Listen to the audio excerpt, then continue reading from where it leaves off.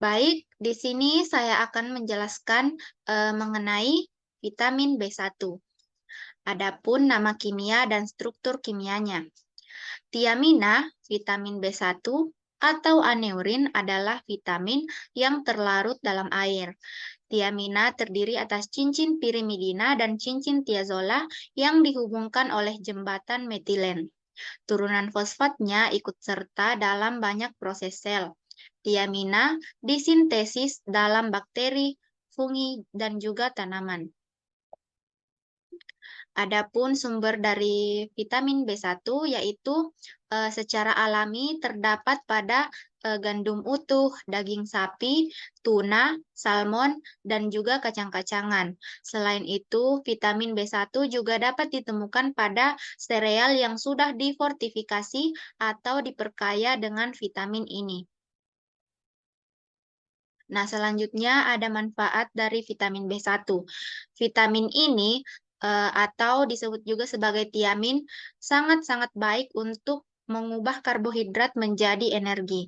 Vitamin ini juga penting untuk metabolisme glukosa dan juga memainkan peran penting dalam fungsi saraf, otot, dan juga jantung. Selanjutnya, ada efek kelebihan dari vitamin B1. Terlalu banyak vitamin B1 juga dapat mengganggu perut dan menyebabkan alergi. Selain itu, efek samping terlalu banyak asupan vitamin B1 juga dapat membuat bibir kita menjadi biru dan juga sesak napas. Ada juga akibat dari kekurangan vitamin B1. Nah, kekurangan vitamin B1 ini dapat menyebabkan penyakit beri-beri dan penyakit Wernicke. Penyakit beri-beri dapat dikenali dari gejala sesak napas, gerakan mata yang tidak normal, detak jantung meningkat, kaki bengkak, dan muntah-muntah. Selanjutnya ada proses metabolisme dari vitamin B1. Tiamin diabsorpsi secara aktif terutama di duodenum bagian atas yang bersuasana asam dengan bantuan adenin trifosfatase atau ATPase yang bergantung pada natrium. Setelah diabsorpsi, kurang lebih 30 mg tiamin mengalami fosforilasi dan disimpan sebagai tiamin pirofosfat atau TPP di dalam jantung, otak, hati, dan jaringan otot. Nah, di sini saya akan melanjutkan materi yang menjelaskan mengenai vitamin B2. Nama kimia dan struktur kimia vitamin B2 adalah ribofin. Juga dikenal merupakan vitamin yang ditemukan dalam makanan dan dijual sebagai suplemen makanan. Penting untuk pembentukan dua koenzim, yang utama flavin mononukleotida dan flavin adenin dinukleotida. Koenzim ini terlibat dalam metabolisme energi, respiration sel, dan produksi antibodi, serta pertumbuhan dan perkembangan normal. Koenzim juga diperlukan untuk metabolisme niacin, vitamin B6, dan folat. Riboflavin diresepkan untuk mengobati pernipisan kornea dan dikonsumsi secara oral. Dapat mengurangi kejadian sakit kepala seperti migrain pada orang dewasa. Nah, sumber vitamin B2 umumnya bisa diperoleh secara alami dalam makanan seperti susu, roti, daging, telur, kacang-kacangan, dan sayuran hijau. Namun, pada beberapa kondisi diperlukan suplemen vitamin B2 untuk memenuhi vitamin tersebut. Nah, manfaat vitamin B2 adalah suplemen untuk mencegah dan mengatasi kekurangan defisiensi riboflavin di dalam tubuh. Vitamin ini berperan penting dalam menjaga kesehatan mata, sistem saraf, kulit, saluran pencernaan, dan otak. Riboflavin juga membantu pembentukan sel darah. Nah, kelebihan vitamin B2 jika dikonsumsi secara sesuai dosis yang dianjurkan, suplemen yang mengandung vitamin B2 ini jarang sekali menimbulkan efek samping. Namun pada beberapa orang, vitamin B2 ini dapat menimbulkan mual, diare, atau urin menjadi lebih kuning. Nah, defisiensi vitamin B2 ini, kekurangan vitamin B2 bisa terjadi akibat kekurangan asupan makanan bernutrisi tersebut atau adanya gangguan penyerapan nutrisi. Kondisi tersebut dapat menimbulkan ciri-ciri seperti kelelahan, bibir pecah-pecah, dan yang lainnya. Nah, proses metabolisme vitamin B2 riboflavin terlibat dalam metabolisme makronutrien dan produksi beberapa vitamin B kompleks lainnya. Nah, diketahui untuk berpartisipasi dalam reaksi redoks di jalur metabolisme melalui kofaktor flavin adenin dinukleotida atau VAD dan flavin monokleotid atau VMN yang berasal dari riboflavin. Dengan bertindak sebagai pembawa elektron, asupan riboflavin yang tidak memadai diperkirakan akan menyebabkan gangguan pada tahap peralihan metabolisme dengan implikasi fungsional tertentu. Nah, Mari saya Sasendra Putri Cita. Di sini saya akan menjelaskan terkait vitamin B3. Vitamin B3 atau yang disebut dengan niacin dikenal sebagai Kildemon, berperan penting dalam mengubah karbohidrat, lemak, dan protein menjadi energi. Nah, adapun koenzim dari niacin yaitu nikotinamida adenin dinukleat atau NAD+ dan nikotinamida adenin dinukleotida fosfat atau NADP+. Adapun sumber dari niacin yaitu bisa berasal dari daging, ikan, unggas, susu, telur, roti gandum dan sereal. Selanjutnya ada kacang-kacangan, jamur, dan juga semua makanan yang mengandung atau memiliki kandungan protein. Adapun manfaat dari vitamin B3 yaitu di dalam tubuh vitamin B3 memiliki peranan besar dalam menjaga kadar gula darah, tekanan darah tinggi, penyembuhan migrain, dan juga vertigo. Dan berbagai jenis senyawa racun dapat dinetralisir dengan bantuan dari vitamin B3 ini. Nah, pada siklus ini dapat dilihat ada peranan dari niacin, yaitu ketika pembentukan glukosa menjadi asam pirufat itu membutuhkan niacin. Kemudian pembentukan asam amino juga membutuhkan niacin, dan begitu pula pada proses atau pada siklus Krebs itu akan membutuhkan niacin. Selanjutnya, kelebihan vitamin B3 itu dapat menyebabkan vasodilatasi yang ditandai dengan kulit kemerahan, kulit terbakar, dan juga gatal-gatal pada area kulit. Adapun efek samping dari kelebihan niacin ini yakni flushing, flushing ini biasanya terjadi selama sekitar 15 menit sampai 30 menit, meskipun kadang-kadang juga bisa bertahan sampai sekitar 2 jam. Kadang-kadang juga disertai dengan sensasi gatal, khususnya di bawah kulit yang tertutup oleh pakaian. Adapun efek samping lain dari niacin adalah hepatotoksisitas. Nah, selanjutnya defisiensi dari vitamin B3. Apabila kekurangan vitamin B3 itu gejalanya seperti kelemahan otot, anoreksia, gangguan pencernaan, dan juga kulit memerah. Adapun kekurangan pada tingkat berat itu bisa menyebabkan penyakit palegra, yaitu kulit yang terkena sinar matahari bisa menjadi meradang dengan pola simetris pada kedua sisi tubuh, pecah-pecah, dan juga menjadi luka, yang dimana mempunyai karakteristik seperti dermatitis, demensia, dan juga diare. Adapun proses metabolisme dari vitamin B3 yaitu vitamin B3 dalam bahan pangan memiliki bentuk nikotinamida nukleotida. Hidrolisis postmortem dari NADP sangat cepat pada jaringan, dan kemungkinan bahwa banyak dari vitamin B3 dalam jaringan adalah nikotinamida bebas. Nah, nikotinamida nukleotida dihidrolisis menjadi nikotinamida dalam domain usus. Sejumlah bakteri dalam usus yang memiliki nikotinamida diamidase dengan aktivitas tinggi dan proporsi yang signifikan dari asupan nikotinamida diaminasi dalam lumen usus. Nah, kedua asam nikotinat dan nikotinamida diserap dari usus kecil dengan proses seruragel yang tergantung pada keberadaan natrium. Kemudian di sini pada gambar vitamin B3 dikonversi secara biosintesis menjadi nikotinamida adenin dinukleotida atau NAD+, dan dinikotinamida adenin dinukleotida fosfat atau NADP.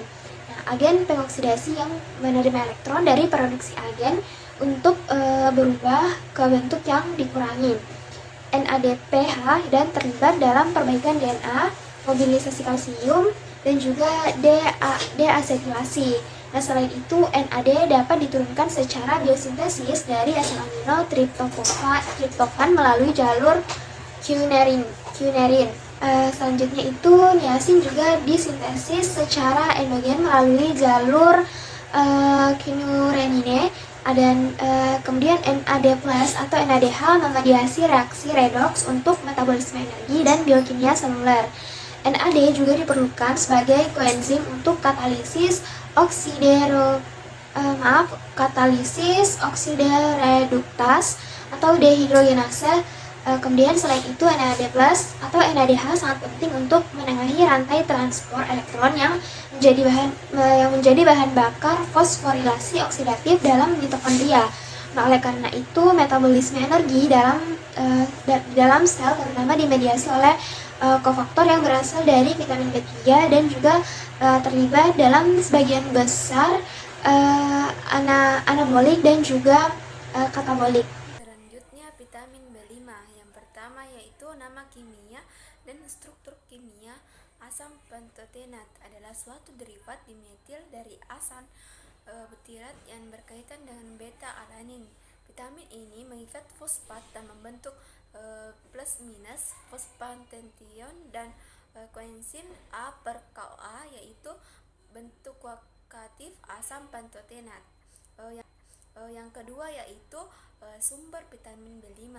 Asam pantotenat terdapat di dalam semua jaringan hewan dan tumbuhan.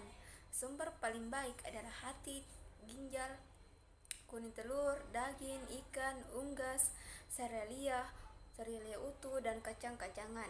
Manfaat vitamin B5. Vitamin B5 atau asam pantotenat adalah suplemen untuk mencegah dan mengatasi kekurangan atau defisiensi vitamin B5. Vitamin B5 berfungsi untuk membantu tubuh memecah karbohidrat, protein, dan lemak. Yang keempat yaitu kelebihan vitamin B5. Mengonsumsi vitamin B5 dengan dosis yang berlebihan bisa meningkatkan risiko terjadinya sakit perut dan diare. Yang kelima yaitu defisiensi vitamin B5. Gejala-gejala kekurangan adalah rasa tidak enak pada saluran cerna, kesemutan, dan rasa lelah dan susah tidur. Yang keenam yaitu metabolisme vitamin B5.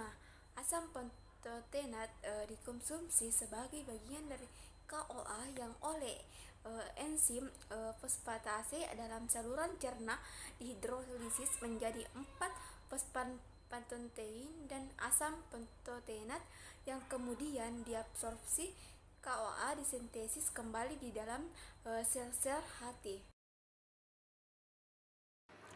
Baik, di sini saya akan menjelaskan mengenai vitamin B6. Yang pertama, saya akan menjelaskan mengenai nama kimia dan struktur kimia vitamin B6. Adapun nama kimia dari vitamin B6 yaitu pyridoxine. Pyridoxine itu merupakan kristal putih yang tidak berbau, larut dalam air dan alkohol. Pyridoxine tahan terhadap panas dalam keadaan asam dan tidak begitu stabil dalam larutan alkali dan tidak tahan terhadap cahaya.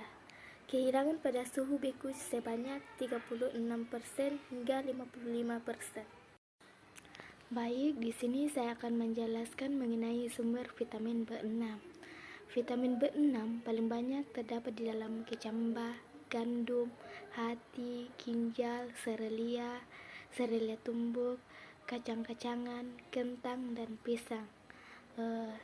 Pada susu, telur, dan sayur, serta buah-buahan hanya mengandung sedikit vitamin B6. Vitamin B6 di dalam bahan makanan hewani lebih mudah diabsorpsi daripada yang terdapat di dalam bahan makanan nabati.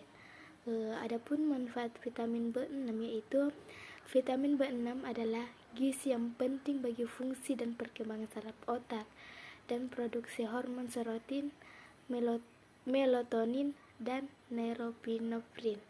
Selanjutnya saya akan menjelaskan mengenai kelebihan vitamin B6. Jika kita terlalu berlebihan mengonsumsi vitamin B6, maka kaki kita akan terasa mati rasa, tangan kita menjadi kaku. Kemudian defisiensi vitamin B6. Kekurangan vitamin B6 akan menimbulkan gejala yang berkaitan dengan kekurangan gangguan metabolisme protein seperti lemah, mudah tersinggung, dan susah tidur. Baik, selanjutnya saya akan menjelaskan mengenai proses metabolisme vitamin B6. Sebelum diabsorpsi, vitamin B6 di dalam makanan yang terutama terdapat dalam bentuk fosforilasi akan dihidrolisis.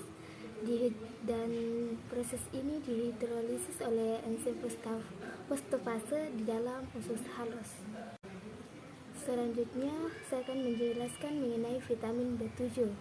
Adapun nama kimia dan struktur kimia vitamin B7 yaitu biotin. Biotin adalah suatu asam monokloropsilat yang terdiri atas cincin imidazol yang bersatu dengan cincin tetrahidrokion dengan rantai samping asam valera.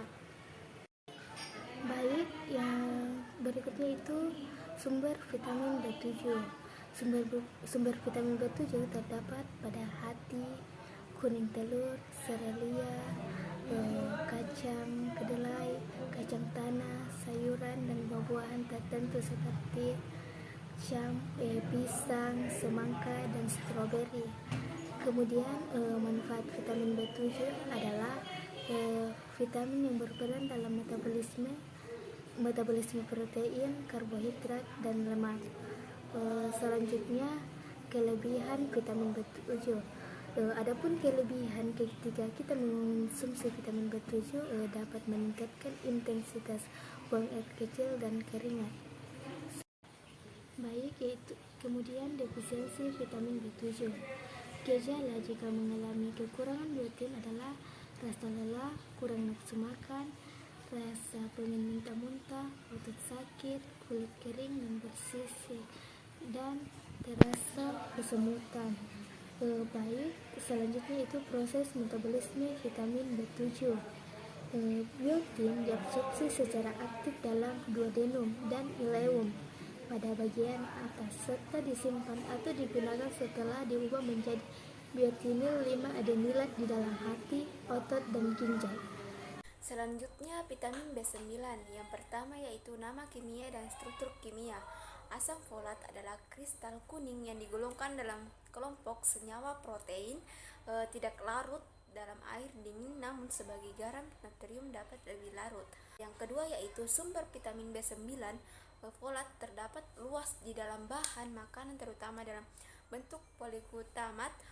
Folat terutama dapat di dalam sayuran hijau, hati, daging tanpa lemak, serelia utuh, biji-bijian, kacang-kacangan, dan jeruk. Yang ketiga yaitu manfaat vitamin B9.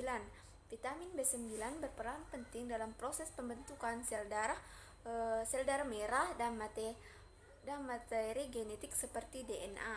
Yang keempat yaitu kelebihan vitamin B9. Kadar asam folat yang berlebihan dapat memicu peningkatan asam lambung. Yang kelima yaitu defisiensi vitamin B9. Kekurangan menyebabkan gangguan metabolisme DNA. Yang terakhir yaitu metabolisme vitamin B9. Sebelum folat dapat diserap, asam glutamat harus dipisah terlebih dahulu. Folasin merupakan asam glutamat ditambah dengan asam dapat diserap. Tahapan reaksi ini terjadi di dalam sel dinding usus. Selanjutnya, saya akan menjelaskan tentang vitamin B12. Nama kimia dan struktur kimianya. Vitamin B12 disebut juga kobalamin, merupakan sebuah vitamin larut air yang berperan penting dalam berfungsi normalnya otak, sistem saraf, dan dalam pembentukan darah.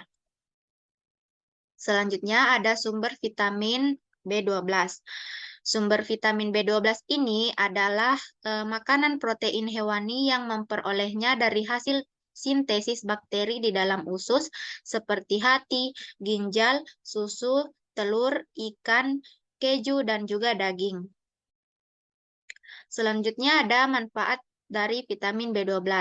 Manfaat vitamin B12 antara lain untuk memproduksi sel darah merah, memproses vitamin B9 atau juga disebut asam folat, mengubah makanan menjadi sumber energi, dan menjaga sistem saraf dan juga imunitas tubuh tetap sehat.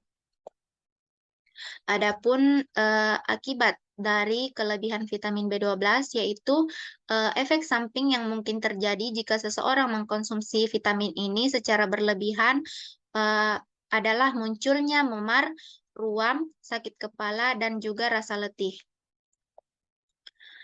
Adapun akibat dari kekurangan vitamin B12 yaitu kekurangan vitamin B12 jarang terjadi karena kekurangan dalam makanan, akan tetapi sebagian besar sebagai akibat penyakit saluran cerna atau gangguan absorpsi dan transportasi. Nah, yang terakhir ada proses metabolisme dari vitamin B12. Penyerapan vitamin B12 pada manusia bersifat kompleks. Vitamin B12 dalam makanan terikat pada protein dan dilepaskan dari protein melalui aksi asam klorida konsentrasi tinggi yang ada di lambung. Proses ini menghasilkan vitamin dalam bentuk bebas yang langsung terikat pada campuran glikoprotein yang disekresikan oleh lambung dan juga kelenjar ludah. Glikoprotein ini yang disebut air binder atau haptokorins melindungi vitamin B12 dari denaturasi kimia di lambung. Sel parietal lambung yang mengeluarkan asam klorida juga mengeluarkan glikoprotein yang juga disebut faktor intrinsik. Faktor intrinsik ini mengikat vitamin B12 dan pada akhirnya memungkinkan penyerapan aktifnya.